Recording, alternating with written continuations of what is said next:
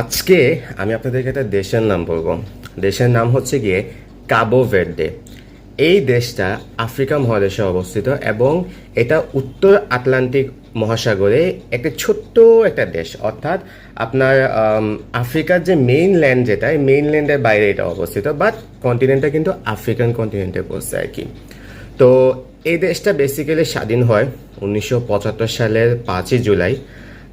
আমাদের বাংলাদেশের স্বাধীনতার ঠিক 4 বছর পরেই এই দেশটা স্বাধীন হয় এবং এই দেশটা ফার্স্ট এক্সপ্লোর করেন একজন পর্তুগিজ নাবিক, এবং এক্সপ্লোর করার পর উনি ওইখানে কলোনি শুরু করেন, যার কারণে ওই দেশের ভাষা এখনও পর্যন্ত পর্তুগিজ, অর্থাৎ ওই দেশের মানুষ স্টিল পর্তুগিজ ল্যাঙ্গুয়েজে কথা বলে due to the colonisation of the Portuguese. So anyways, এই দেশটা স্বাধীন হওয়ার পর থেকে একটি ডেমোক্রেটিক গভর্নমেন্ট চলতেছে, স্টেবল গভর্নমেন্ট আছে, still they have a very good stable government. আর ইকোনমির কথা যদি বলি, এই দেশের ইকোনমি মোটামুটি নির্ভর করে বেসিক্যালি ট্যুরিজমের উপরে।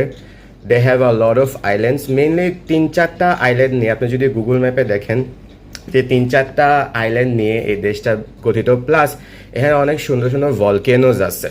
অর্থাৎ মোটামুটি অন্যান্য আফ্রিকান দেশ থেকে এই দেশটা কমপ্লিটলি আলাদা। অন্যান্য আফ্রিকার দেশের কথা যদি বলি, বা আফ্রিকার দেশের কথা বাদ দিয়ে আমাদের দেশের কথা যদি চিন্তা করি, যে আমাদের দেশে যেরকম একবার স্বাধীন হওয়ার পর ফার্স্টে ডিক্টেটরশিপ চলে, তারপর আর্মি চলে, তারপরে ফ্যাসিজম চলে, এইটা এদেশে একদম নাই।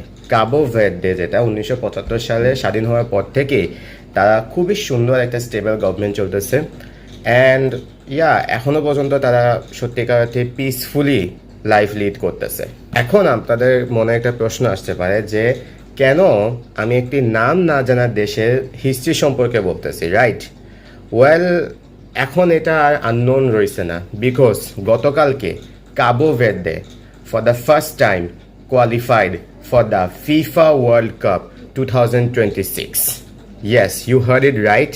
They qualified for the FIFA World Cup 2026. অর্থাৎ এটা ছোট্ট একটা আইল্যান্ড, যেটা কিনা ওয়ার্ল্ড ম্যাপেও ঠিক মতো দেখা যায় না, যেটাকে দেখতে নাকি আপনার জুম করে দেখতে হয়, সেই দেশটা ফিফা ওয়ার্ল্ড কাপে কোয়ালিফাই করছে। Like, can't you imagine?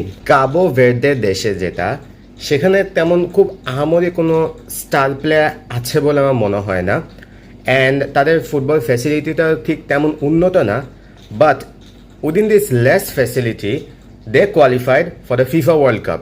I mean, come on, seriously man. FIFA র্যাঙ্কিংয়ে যদি কম্পেয়ার করতে চাই কাবো ভের্দে আমাদের প্রিয় মাতৃভূমি বাংলাদেশে, তো কাবো ভের্দের বর্তমান ফিফা র্যাঙ্কিং হচ্ছে গিয়ে